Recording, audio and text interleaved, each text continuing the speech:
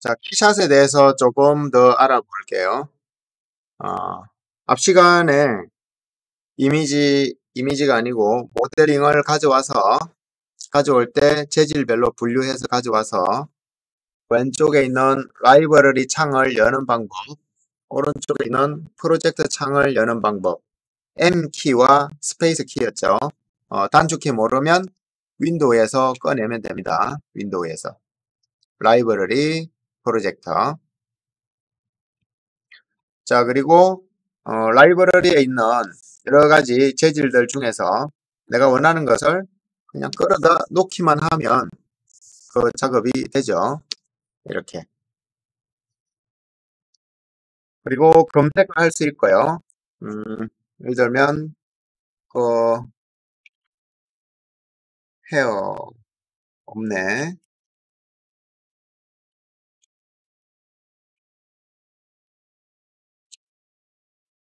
자, 브러쉬드 하면 이렇게 철에 그 표면에 빗금이 쳐져 있는 듯한 이런 것들만 쭉 검색이 되는 거죠.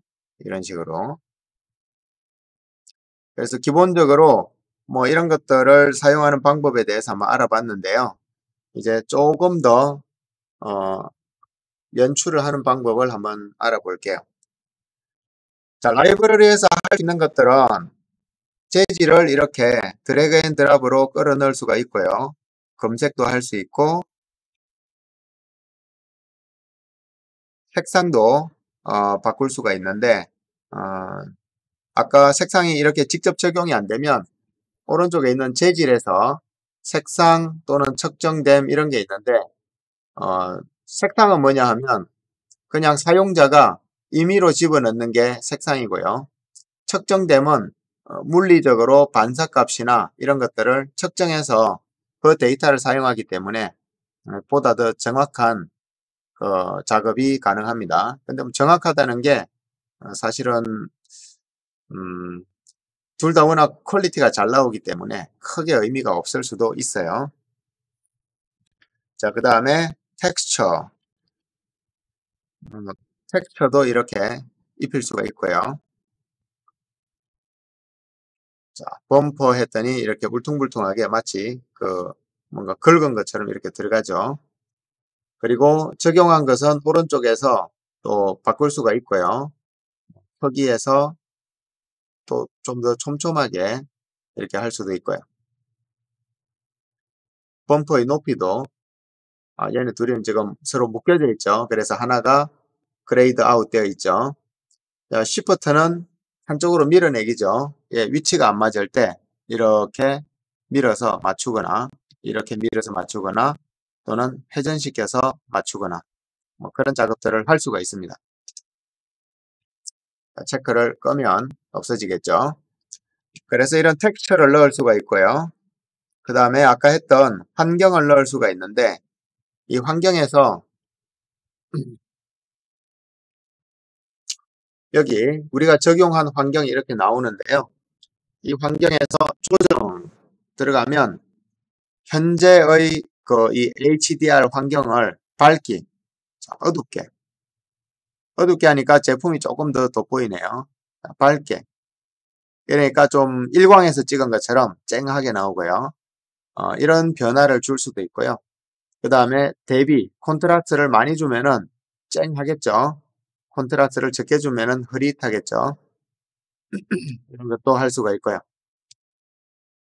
자, 변환해서 사이즈, 이 크기를 변화를 줄 수가 있고요. 그 다음에 높이, 높이는 뭐냐 하면 지금 여기 지평선 비슷한 이것의 높이를 올렸다가 내렸다가 할 수 있는 거예요. 지평선 같은 높이.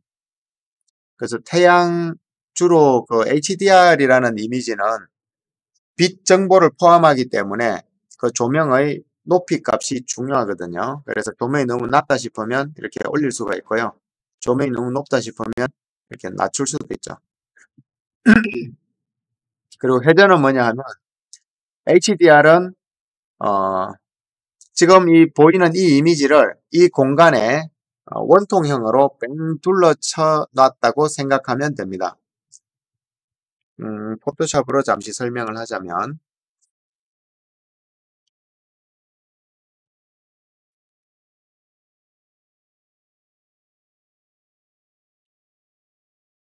자, 무슨 얘기냐면, 우리가 이렇게 생긴 이미지를 하나 가지고 와요. 그 이미지가 뭐 이렇게 지평선이 있고 태양이 있다고 하죠. 자, 이 이미지가 HDR 확장자를 가진 이미지인데요. 이거를 키샷으로 가져오거나 또는 시네아포드로 가져오면 컴퓨터는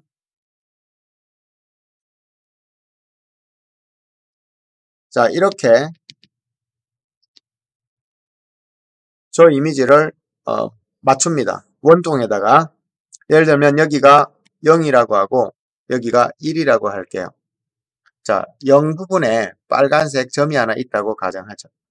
그러면 이 원기둥도 어딘가는 시작점과 끝점이 있을 거예요. 자, 여기를 뚝 잘라서 여기가 0부터 시작해서 이쪽으로 가고 이렇게 한 바퀴 돌아서 1로 끝난다고 하면 결국은 0과 1은 맞닿아 있겠죠. 그리고 0에 있던 저 빨간 점은 여기에 이 위치에 있을 거예요. 그리고 뭔가 이렇게 해서 시작과 끝이 만나 있겠죠. 자, 그리고 여기 태양 부분이 뭐 초록색이라고 하죠. 잘 안 보이네. 아무거나. 자, 보라색이라고 하죠. 자, 태양에 보라색이 있으면 저 보라색은 1에 가깝죠. 그럼 보라색이 여기에 있게 되는 거예요. 그래서 높이라고 하면 아까 높이가 있었죠. 이 높이를 미끄러뜨리는 거예요. 위로 미끄러뜨리거나 아래로 미끄러뜨리거나. 자, 그럼 반복이 됩니다. 그럼 이 태양의 위치가 위로 올라갔다가 아래로 내려갔다 하는데 얘가 위로 올라가면 밑이 텅 비냐 하면 위에 있는 게 내려가서 다시 아래를 채워줘요. 그런 원리고요.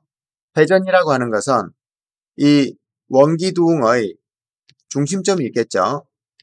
그 중심축을 이렇게 회전시켜서 자, 여기에 중간에 만약에 또 오브젝트가 있을 때 이렇게 밝어. 자, 중간에 또 오브젝트가 있을 때 처음에는 빛이 여기 있으니까 이 오브젝트 이쪽을 비췄겠죠. 근데 얘를 회전시켜서 자, 태양이 이쪽으로 왔어요. 그러면 이 오브젝트의 이쪽 편을 비추게 되는 거죠. 이게 회전입니다. 높이와 회전에 대한 것 설명이 됐을 것 같고요. 자, 그래서 회전을 돌리면 이 조명이 원기둥 형태로 공간에서 변하게 됩니다. 이 슬라이드를 자꾸 움직이면 되고요. 현재 0도인데 이렇게 자, 자기가 원하는 각도로 조정을 할 수가 있습니다. 제품이 가장 돋보이는 시점에서 스톱을 하면 되겠죠. 자, 나는 앞면이 중요하다고 생각하기 때문에 이 시점에서 스톱을 할게요.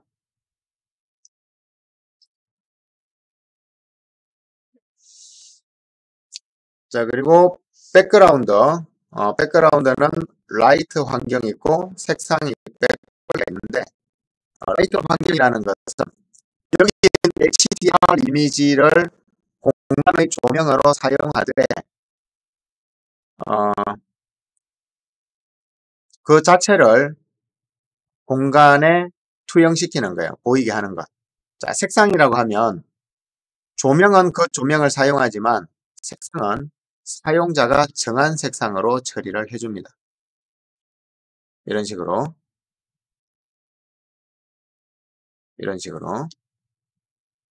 색상. 자, 근데 여러분이 알아야 될 것은 조명은 아까 그 색깔의 조명을 씁니다. 아이고, 내가 자꾸 취소를 누르나 봐요. 그죠? 열심히 세팅했고. 자, 여기서 확인을 눌러야 되는데, 확인. 자, 조명은 HDR 조명을 사용합니다. 배경 색깔만 사용자 지정 색깔을 쓴다는 거고요. 백플레이트 이미지를 하게 되면 일반적인 사용자가 지정한 이미지를 배경에 까는데요.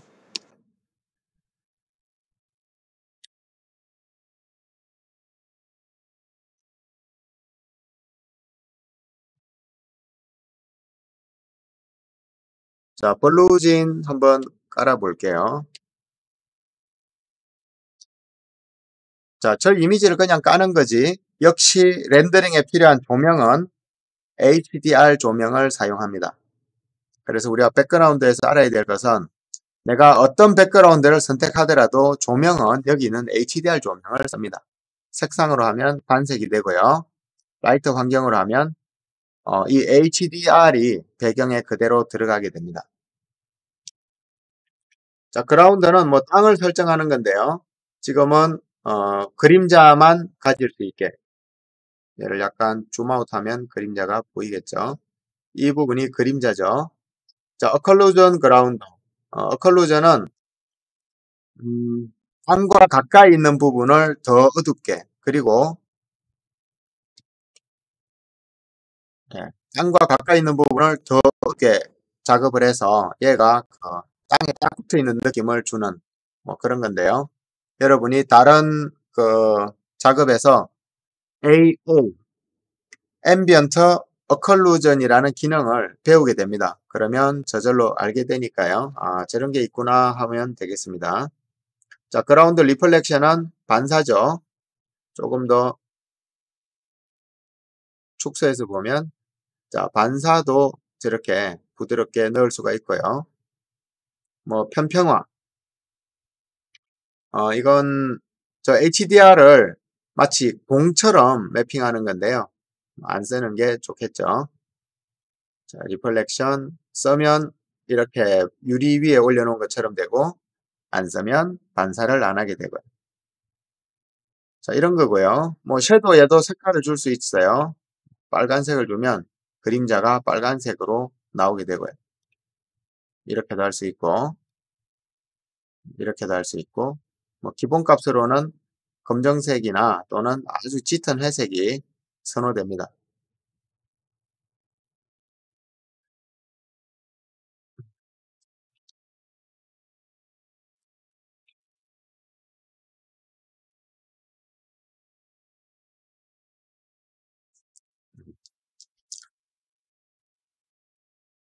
자, 텍스처 환경. 백플레이트는 그냥 이미지를 바로 넣는 거죠. 뭐 이런 거 이렇게 갖다 놓으면 그 이미지가 그냥 배경에 바로 들어가는 거죠. 아까 여기서 했던 백플레이트랑 똑같죠, 그죠? 왼쪽에도 백플레이트가 있고 오른쪽에도 백플레이트가 있고요. 하여튼 왼쪽 부분에 라이브러리는 주로 이런 작업들을 하는 거예요. 그다음에 오른쪽은 이제 라이브러리 작업이 끝났으면 얘를 닫고 또는 키보드 M을 누르면 없어지겠죠. 네.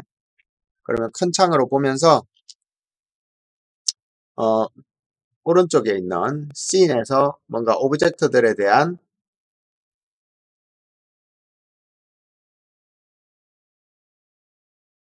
라운디드 엣지 뭐 이런 것들. 이 라운디드 엣지는 음, 예를 들어서 상자를 하나 모델링하면 그 상자의 끝부분이 아주 90도로 날카롭죠.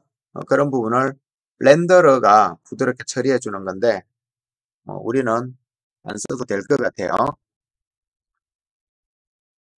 그 다음에 재질 아까 뭐 범프 같은 이런 거 적용했다가 뺐다가 뭐 이런 거 할 수 있다고 그랬죠. 만약에 적용하게 되면 그거에 대한 세부 속성들을 이렇게 조절할 수 있다.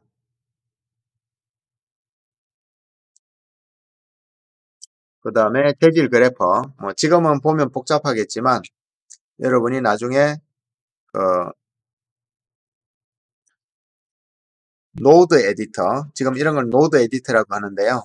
이 하나하나가 이제 노드가 되고요. 이 노드를 편집할 수 있기 때문에 노드 에디터라고 합니다. 요즘 컴퓨터 그래픽의 대부분은 이런 인터페이스를 지원을 하고요. 이 인터페이스의 장점은 사용자가 자기가 원하는 것을 자유롭게 추가하거나 뺄 수 있다는 뜻이에요. 그래서 이런 걸 지원하는구나 정도만 보면 되지. 여기서 키샷에서 지금 이 기능들을 많이 쓸 이유는 없어요. 우리는 키샷보다 뭐 더 활용도가 높은 시네마 4D 기본 렌더러 또는 시네마 4D용 옥테인 렌더러 이런 걸 배울 거기 때문에 그냥 이런 게 있구나 하는 것만 알고 있으면 되겠습니다. 자, 환경 아까 했죠. 백플레이트를 할 건지 라이트 환경으로 할 건지 또는 색상으로 할 건지 이런 걸 정할 수 있다 그랬죠. 자, 그리고 여러분들이 이렇게 어떤 변화를 주잖아요. 라이트 환경을 눌렀다가 자, 누르면은 살짝 모자이크 현상 같은 게 생겼다가 점점 없어지죠. 키샷은 실시간 렌더르기 때문에 처음 이렇게 딱 누르면 이런 부분에 안티알리아싱이 생겨요. 거칠거칠하죠. 시간이 지나면서 점점 부드러워져요. 그래서 컴퓨터가 처음에는 큰 부분을 렌더링 해주고요. 시간이 지나면서 미세한 부분을 렌더링해서 퀄리티를 올려주는 그런 방식이에요. 지금은 컴퓨터가 워낙 빠르기 때문에 너무 빨리 렌더링해서 바로 탁탁 보이는 것 같지만 자세히 보면 조금씩 시간이 지날수록 점점 더 퀄리티 좋게 렌더링이 변해가는 것을 알 수 있습니다. 자, 라이팅. 지금 6가지 옵션을 제공하고 있는데요. 성능 모드는 아무래도 노트북 같은 데 작업할 때 빠르게 결과를 좀 보고 싶을 때 사용하는 건데 컴퓨터가 빨리 뭔가 처리한다는 얘기는 처리를 덜 한다는 뜻이에요. 그래서 퀄리티가 낮아집니다. 성능 모드. 자, 뭔가 이상하죠, 그죠?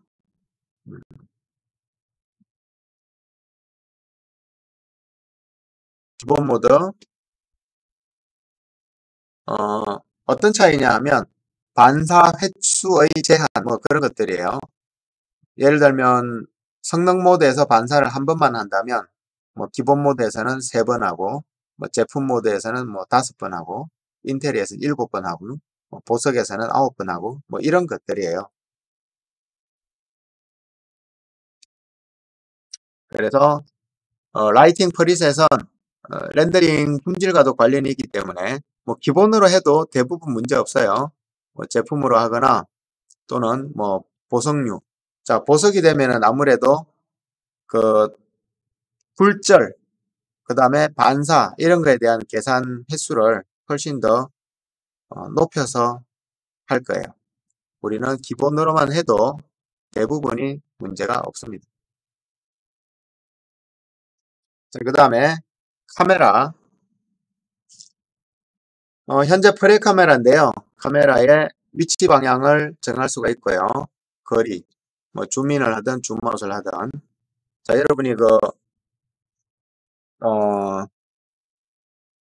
트렐로에 작업 화면을 올릴 때도요. 이 구도를 좀 신경 써서 올리면 좋겠습니다. 어떤 사람은 이렇게 해서 올립니다. 디테일이 안 보이죠? 그리고 내가 보여줄 수 있는 공간이 여기 파란색 공간만큼 충분히 보여줄 수가 있는데 공간의 대부분 자 여기에 이 휠이 몇 개 들어갈까요? 하나, 둘, 셋, 적어도 9개 많이 넣으면 12개씩 들어갈 것 같아요. 12개의 공간 또는 9개의 공간 얘보다 10배를 더 디테일하게 표현할 수 있는데 이렇게 작게 해서 올리면은 사실 볼 때 좀 불편하죠. 그죠? 그래서 이런 것들을 화면에 어느 정도 채웠을 때 멋있어 보일까? 자, 만약 이렇게 채우면 못 보는 부분이 또 생기죠. 디테일하긴 하지만 위아래가 날아갔죠. 그래서 정말 적절한. 자, 이렇게 아슬아슬한 구도는 항상 안 좋습니다. 지금 천장에 매달려 있죠? 이런 구도는 안 좋아요. 구도가. 경계선과 이미지의 경계선과 오브젝트가 이렇게 아슬아슬하게 겹치는 경우는 안 좋아요. 약간 안정감 있게 이렇게 들어와 줘야 됩니다. 이 정도가 좋은 구도라고 할 수 있습니다. 자, 방위가 예, 회전에 관련된 건데요. 자, 이걸 이렇게 해서 보여주면 보는 사람이 참 불편하겠죠. 여기를 나한테 왜 보여주냐는 거죠. 여기를 이 휠의 특성을 보여줘야죠. 자, 그렇다고 해서 이렇게 해서 보여주면 이 휠이 얼마나 두꺼운지 또 잘 모르죠. 그래서 적절하게 이 휠이 어느 정도의 두께가 되며 옆면은 어떤 모습을 가졌는지를 이렇게 적절하게 보여주면 참 좋겠죠. 이렇게. 자, 경사, 오임. 경사는 뭐지? 어, 자, 경사는 그 우리가 카메라의 높이, 눈높이를 조금 더 바닥 쪽에서 봐서 이 앙시도라 그러죠. 투시도 종류 중에서 벌레의 입장에서 땅바닥에서 기어가면서 보는. 자, 이 제품을 아주 커 보이게 하고 싶으면 이런 앙시도를 하면 되고요. 이 제품이 좀 작아 보이게 하고 싶다 그러면은 이렇게 하늘 위에서 보는 조감도 스타일을 하면 돼요. 자, 이도저도 잘 모르겠다 그러면 그냥 원래 기본값인 0을 주면 되겠습니다. 이건 뭐지? 아, 번역이 이렇게 되어 있네요. 자, 꼬임은 카메라의 카메라의 시점으로부터 카메라의 타겟까지 가는 그 축이죠. 그러니까 눈 앞에 있는 이런 축이죠. 이 축을 마치 꼬치구이 하듯이 회전을 시키는 그 부분이 꼬임이네요. 그죠? 보통 뱅킹이라고도 하고요. 자, 그런 설정들을 할 수가 있고요. 카메라 대상 설정은 카메라 타겟을 얘기합니다. 우리 포커스 맞추죠. 그걸 얘기하는데 뭐 안 해도 되고요. 그 다음에 자, 심도를 한번 체크해 볼게요. 자, 심도라고 그러는 것은 아웃 포커싱을 얘기하는 건데요. 아웃 포커싱. 현재 카메라의 초점 거리가 138이라 초점이 맞는 부분이 휠의 중앙에서 약간 더 안쪽으로 들어간 부분인데 조정해 볼게요. 아무것도 안 보이네. 자, 이 초점 거리는 실제 대상과의 거리를 얘기하는 건데요. 더 큰 값을 하려면 직접 입력해야겠네요. 자, 140을 입력했고요. 160, 이것도 안 보이네요. 그죠? 그럼 120. 자, 그랬더니 약간 앞쪽으로 왔네요. 120값 130, 130이 적이니까 한 130 얼마 되겠네요. 그죠? 133. 자, 이제 허브캡에 포커스가 맞았는데, F스탑은 값이 작을수록 이렇게 블러링, 아웃포커싱에 심해집니다. 그건 이제 수동 카메라 할 때 할 수 있는데, 우리가 지금 카메라 수업을 안 했죠. 어, 카메라 수업을 카메라가 없는 상태에서 그냥 녹화로만 수업을 한다는 게 좀 이상해서 안 했는데요. 카메라는 알아두면 참 도움이 많이 됩니다. 자, 일단은 2.2로 한번 해볼게요. 자, 그랬더니 초점이 맞는 범위가 더 많아졌죠. 숫자가 클수록 많아지는데요. 그 원리 같은 건 다음에 기회가 있으면 설명을 할게요. 자, 22를 한번 해볼게요. 우리 일반적인 카메라에서 제일 깊은 심도가 보통 22거든요. 자, 22로 했더니 꽤 리얼해졌어요.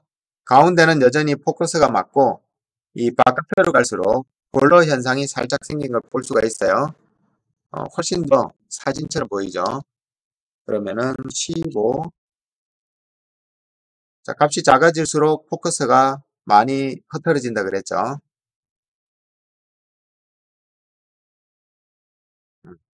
나는 한 18 정도 줘볼게요.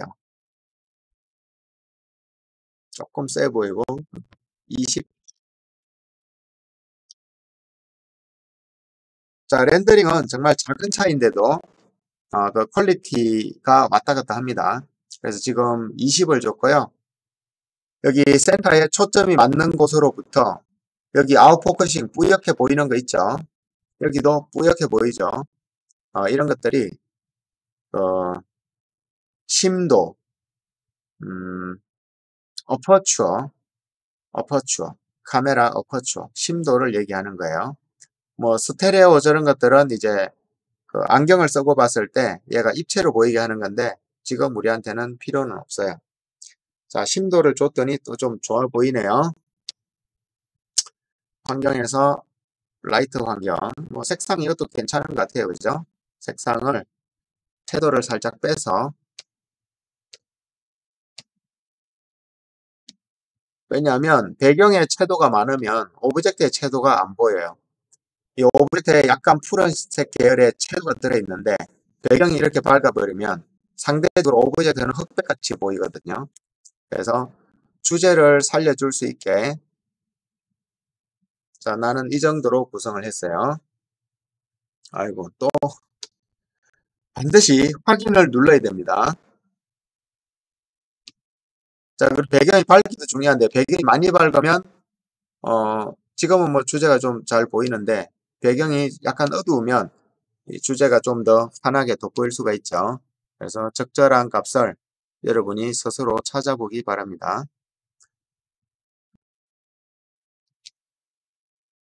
자, 되게 분위기도 있어야 되고 주제도 드러나야 되고 항상 주제를 살리는 거에 신경을 많이 써주세요. 이렇게 해서 반드시 확인을 눌러줘야 그 상황이 적용이 됩니다. 자, 지금 파일을 저장하시겠습니까? 해서 저장을 하면 지금 변화가 있는 부분은 BIP로 자동으로 저장이 됐네요. 그죠? 자, 라이팅 조금 전에 알아봤고요. 카메라 알아봤고, 이미지. 자, 이미지 여기도 재미있는 기능이 있네요. 사진에 가깝게 한번 눌러볼게요.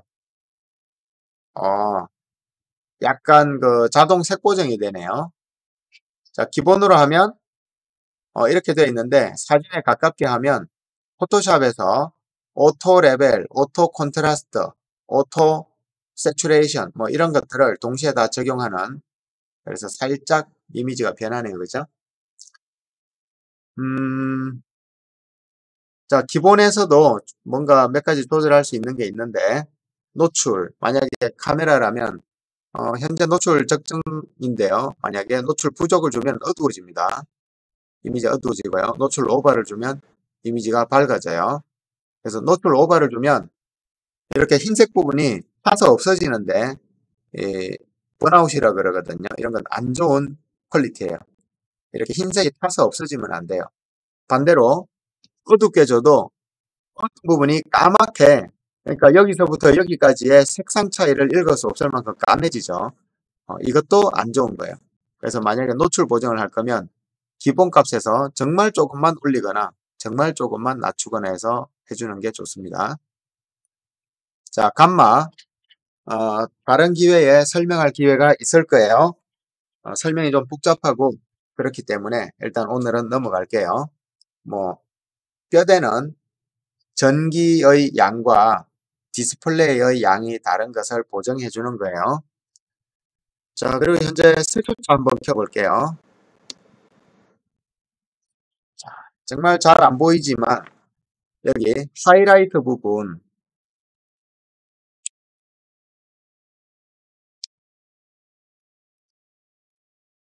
자, 색수차의 값을 좀 줘볼게요. 많이 줘볼게요. 음, 자, 들어갔는지 안 들어갔는지 잘 모르겠는데, 예, 들어갔네요. 자, 색수차는 뭐냐 하면 크게 확대해서 보면 보입니다.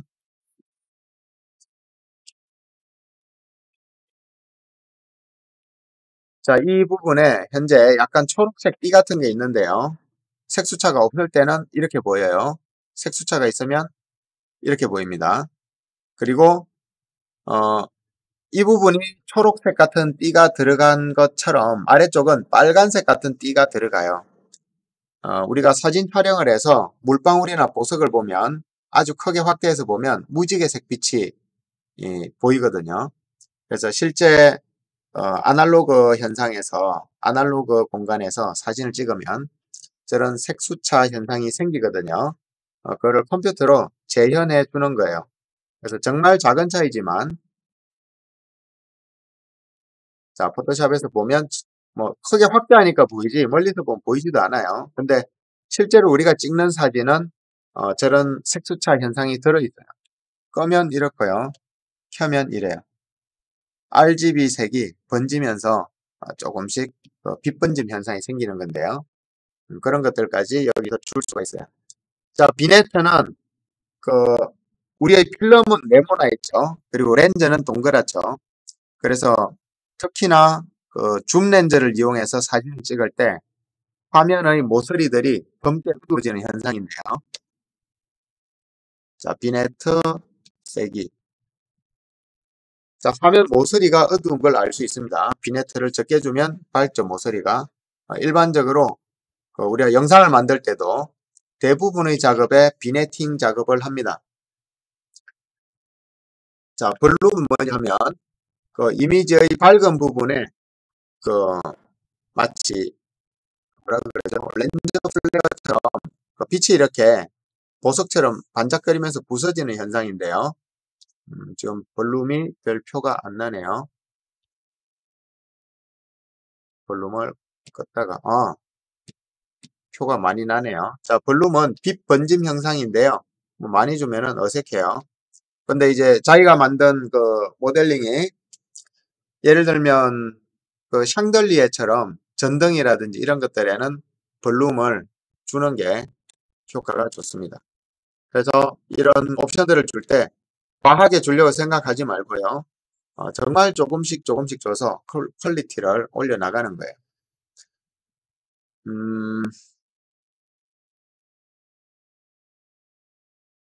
자, 그리고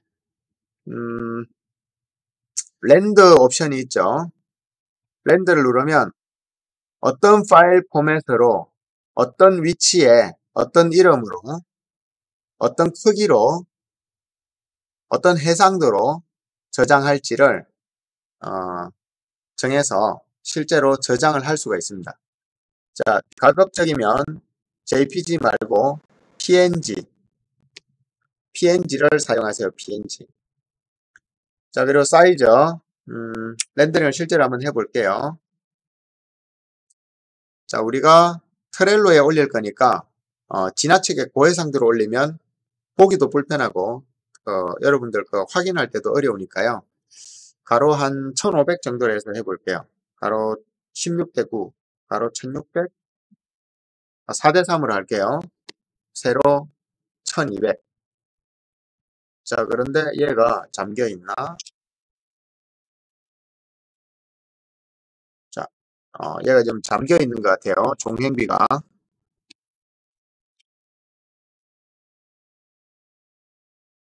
종횡비가 잠겨 있네요. 그러면 어떡하지? 음,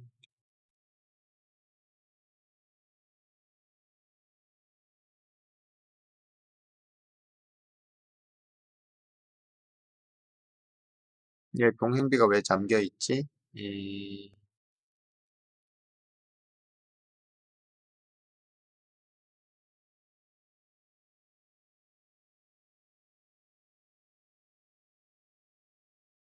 자, 일단은 뭐 가로가 1600이면 충분하고 1600으로 해서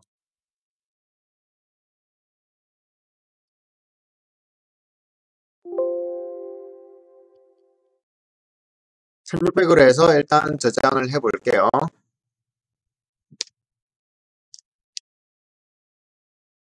Q에 추가 렌더.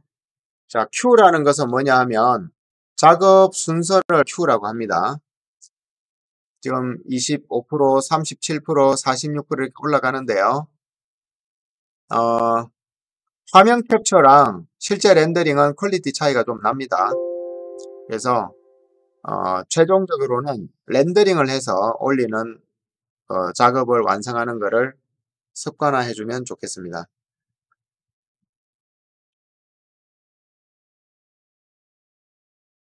잘 된 것 같고요. 저장이 됐는지 확인해 볼게요. 저기 파필 00 언더바 11이라 되어 있는데 어디로 들어간 거지? 지금 키샷 안에 렌더링으로 들어갔는데 내가 알아보기 쉬운 곳으로 저장을 할게요. JPG 말고 PNG.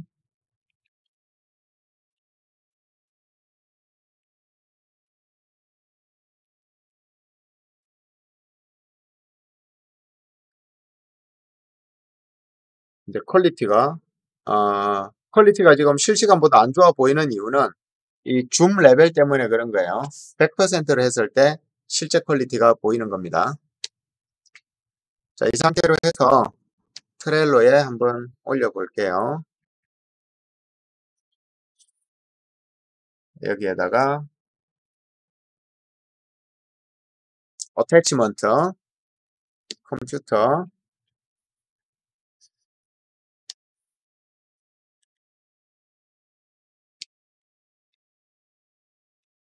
여기 있죠.